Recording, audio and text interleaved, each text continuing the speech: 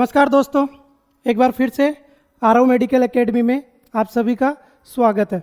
Okay, चलिए ओबीजी अपना जो सब्जेक्ट चल रहा था उसी के नेक्स्ट क्रम में आज का अपना नेक्स्ट टॉपिक था।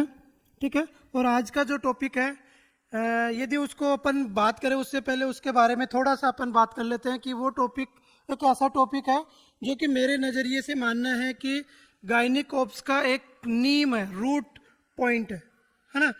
यदि वो कंसेप्ट, यदि ये टॉपिक आपने अच्छे से पढ़ लिया तो जो गायनिक ऑप्स है उसका 50% सिलेबस कंप्लीट हो जाता है ना। कि मतलब 50% ऐसा मान लिया जाता है कि आपको गायनिक पूरी तरह आती है, गायनिक ऑप्स। ठीक है, तो यदि उस टॉपिक की बात करें, ठीक है, जो कि बहुत ही इम्पोर्टेंट है, वो आज अपन शुरू करने जा रहे हैं। लगभग 1 से 2 क्लास इसका अपन कंप्लीट लेंगे। ठीक है, जिसमें क्या क्या पढ़ना है, क्या है, वो सारी चीज़ें बात करेंगे। ठीक है, यदि टॉपिक के बारे में बात करें तो आपको स्क्रीन पे भी दिखाई दे रहा होगा, फंडामेंटल ऑफ रिप्रोडक्शन, है ना। नाम तो ऐसे लग रहा है जैसे कोई फंडामेंटल का सब्जेक्ट हो, लेकिन ऐसा कुछ नहीं है। रिप्रोडक्शन का फंडामेंटल बेसिक क्या है वो अपन पढ़ने जा रहे हैं। बेसिक का मतलब कैसे रिप्रोडक्शन की शुरुआत होती है, कहाँ से शुरुआत होती है, कौन से फेज में स्टार्ट होती है ना। वो सारी चीज़ें इस कंटिन्यूअस क्लास में अपन पढ़ेंगे। 1 से 2 क्लास अपना इसमें लगेगा। ठीक है, तो फंडामेंटल ऑफ रिप्रोडक्शन आज की इस क्लास में अपन स्टार्ट करने जा रहे हैं। और ये एक ऐसा टॉपिक है दोस्तों, इस टॉपिक से रिलेटेड बहुत सारे के क्वेश्चंस पूछे जाते हैं एग्जाम में, है ना। ये नाम से छोटा है लेकिन इसमें बहुत सारा का डिटेल्स में अपन चीज़ें पढ़ेंगे। ठीक है, चीज़ें इसमें क्या क्या पढ़ना है यदि बात करें तो अपन इसमें मेन जो कंसेप्ट रहेगा, गेमेटोजेनेसिस क्या है, oogenesis क्या है ना, ओवुलेशन का मैकेनिज्म क्या है वो पढ़ेंगे। साथ ही साथ अपन बात करेंगे कि जो फर्टिलाइजेशन होता है वो कैसे होता है। ओके, फर्टिलाइजेशन के साथ साथ यदि फर्टिलाइज हो गया तो इम्प्लांटेशन कैसे होगा ब्लास्टोसिस्ट का, वो सारी चीज़ें इस सीरीज में अपन इस कंटिन्यूअस प्रोसीजर में स्टार्ट करते हैं। ठीक है, चलिए बिना टाइम खत्म किए हुए अपन टॉपिक स्टार्ट करते हैं। और जो टॉपिक है अपना fundamental of reproduction. Okay, fundamental of reproduction. Okay, Rachana ji good evening. चलिए बाकी लोग भी जो हैं ऑनलाइन में वो भी कनेक्ट हो जाइए, क्योंकि ऑनलाइन ऑफलाइन दोनों पर है।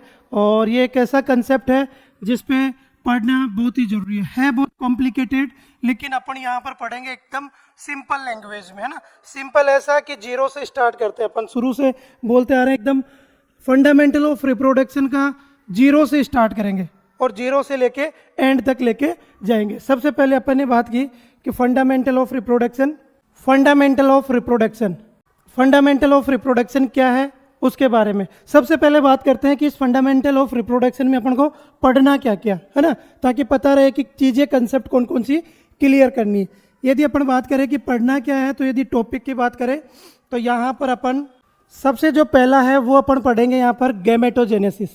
ठीक है, गैमेटोजेनेसिस के बाद जो दूसरा रहेगा इसमें जो मेनली ओवुलेशन। ठीक है, ओवुलेशन के बाद इसमें अपन फर्टिलाइजेशन। ओके, फर्टिलाइजेशन के बाद लास्ट में इसमें इम्प्लांटेशन। ओके, ये 4 चीज़ें मेनली डिटेल्स में अपन फंडामेंटल ऑफ रिप्रोडक्शन में पढ़ते हैं, जिसमें गैमेटोजेनेसिस क्या है, ओवुलेशन क्या है, फर्टिलाइजेशन क्या है और इम्प्लांटेशन क्या है। ये 4 चीज़ें अपन टोटल कंप्लीट करेंगे, है ना। यदि गैमेटोजेनेसिस की बात करें तो इसमें 2 टर्म अपन पढ़ते हैं, एक पढ़ेंगे स्पर्मेटोजेनेसिस और एक पढ़ेंगे oogenesis। ठीक है, स्पर्मेटोजेनेसिस क्या है, oogenesis क्या है, वो सारा मैकेनिज्म अपन कंप्लीट करेंगे। ठीक है, तो जो अपन स्टार्ट करेंगे फीमेल रिप्रोडक्टिव पढ़ रहे अपन, तो सारा प्रोसीजर फीमेल से रिगार्डिंग पढ़ेंगे। यहाँ पर अपन जो स्पर्मेटोजेनेसिस है उसको विद होल्ड करेंगे, है ना। इसको जब अपन मेल रिप्रोडक्टिव सिस्टम स्टार्ट करेंगे तब कंप्लीटली इसको डिटेल्स में पढ़ेंगे। आज जो अपन शुरुआत करेंगे वो oogenesis से स्टार्ट करेंगे, है ना, कि oogenesis क्या है उसके बारे में। उसके बाद अपन पढ़ेंगे ओवुलेशन, फिर उसके बाद फर्टिलाइजेशन और फर्टिलाइजेशन के बाद इम्प्लांटेशन। ओके, चलिए शुरुआत करते हैं। सबसे पहले गैमेटोजेनेसिस, गैमेटो जेनेसिस। चलिए, गैमेटोजेनेसिस नाम तो सर आपने बता दिया, लेकिन इसका मीनिंग भी तो पढ़ना है अपन को। नाम में नहीं लिखा, उसका मीनिंग जब तक समझ में नहीं आएगा तब तक नहीं समझ पाएंगे कि क्या उसका अंदर अपन डिटेल्स में पढ़ना है। ओके, सबसे पहले गैमेटोजेनेसिस की यदि डेफिनेशन की बात करें तो डेफिनेशन की यदि बात करें तो ये क्या है, एक प्रोसेस है। It is process of the maturation of to specialized cells. One is sperm in male spermatogenesis and second is ovum in female oogenesis. Okay, called gametogenesis. ठीक है, ओके, पहले डेफिनेशन देख लेते हैं फिर स्टार्ट करते हैं। गैमेटोजेनेसिस है क्या, है ना। यदि गैमेटोजेनेसिस की बात करें तो ये क्या है, एक प्रोसेस है। ये क्या है, एक प्रोसेस है। ठीक है, अब ये प्रोसेस क्या है, ये प्रोसेस है mainly maturation of to specialized cell. एक प्रोसेस, एक ऐसा प्रोसेस है जिसमें मैच्योरेशन होता है टू स्पेशलाइज्ड सेल का। सर कौन कौन सी, यदि एक सेल की बात करें तो वो है स्पर्म, जो कि किसमें, मेल में। ओके, जिसको मेनली अपन क्या बोलते हैं, स्पर्मेटोजेनेसिस। एंड सेकंड, और दूसरा क्या है, ओवम, किसमें, फीमेल में। और मैकेनिज्म क्या हुआ, oogenesis। ठीक है, और इस कंडीशन को अपन ने क्या बोला, गैमेटोजेनेसिस।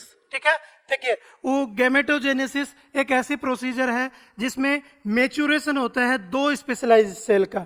सर कौन कौन सी, एक होता है मेल में स्पर्म का जिसको स्पर्मेटोजेनेसिस कहते हैं, और एक होता है फीमेल में ओवम का जिसको oogenesis कहते हैं। ठीक है, ओके, चलिए यहाँ पर डेफिनेशन अपना कंप्लीट हुआ। अब एक छोटा सा अपन क्या करते हैं, इसमें डिफरेंस देख लेते हैं।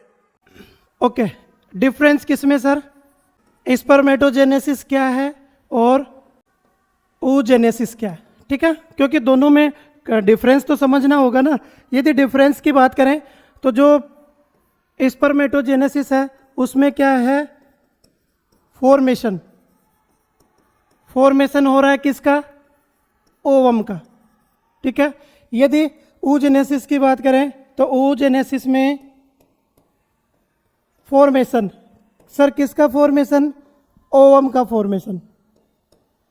ओके, चलिए यदि स्पर्मेटोजेनेसिस का स्टार्टिंग कब से होता है उसकी बात करें, स्टार्ट प्रोसेस 8 कब, यदि बात करें तो ये प्यूबर्टी एज कब, 15 to 18 ईयर इन मेल।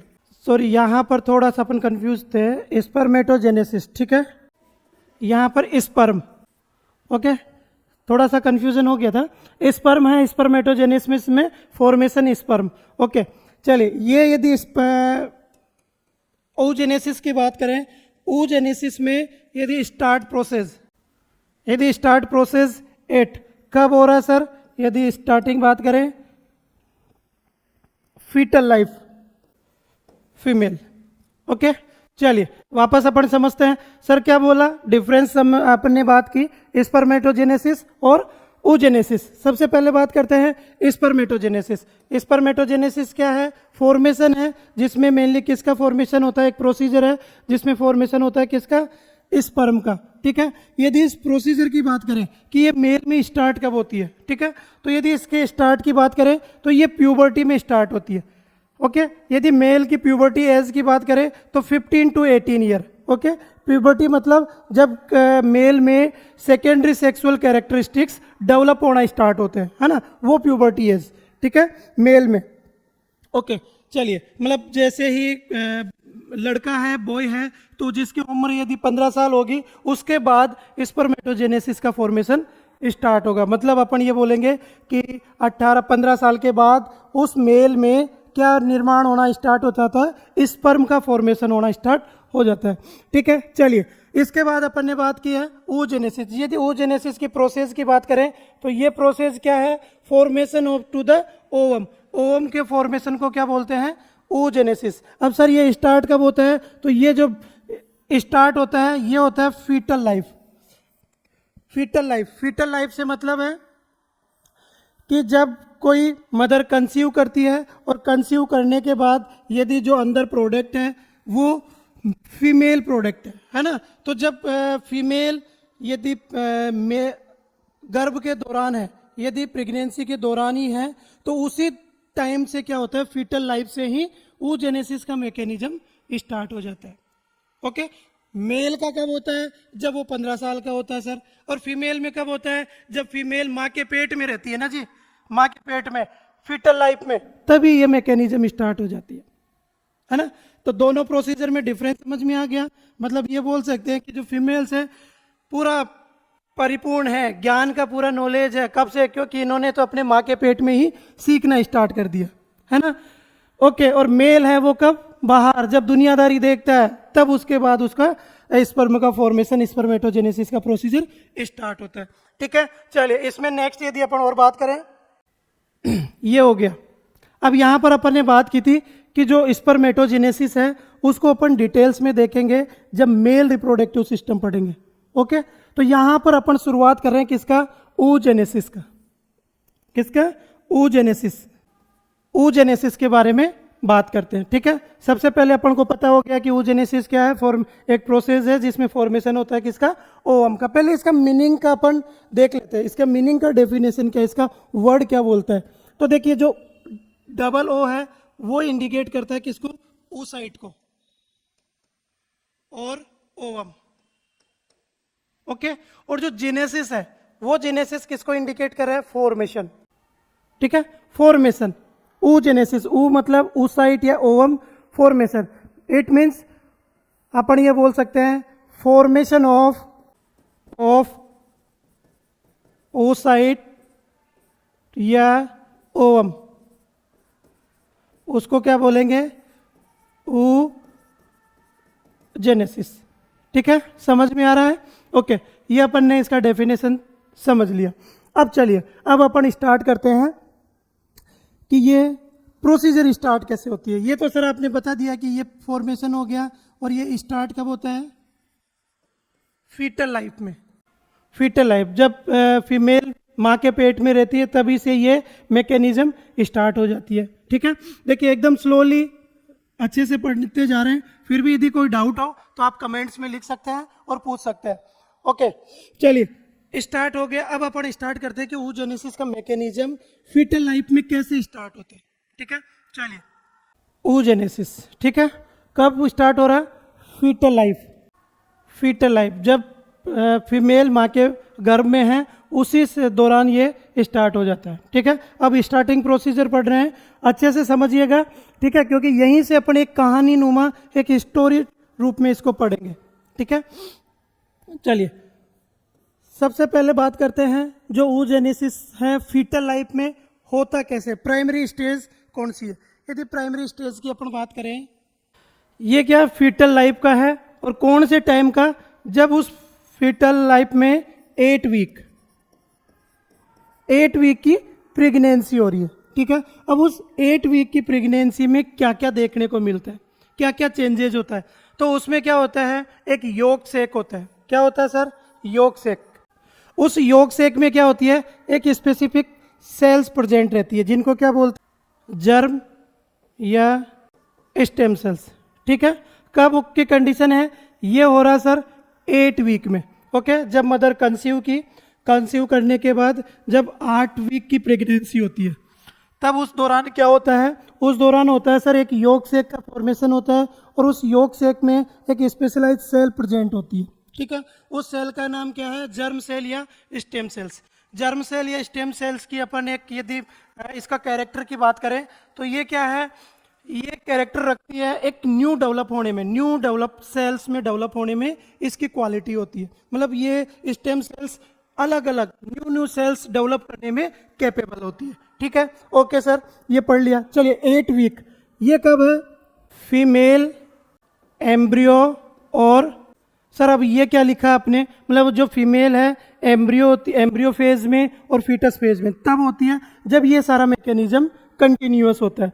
यदि थोड़ा सा अपन एक बात कर लेते हैं कि सर ये एम्ब्रियो क्या है, फीटस क्या है, कब इसको एम्ब्रियो बोलते हैं, कब इसको फीटस होते हैं, बहुत सारे का कन्फ्यूजन है।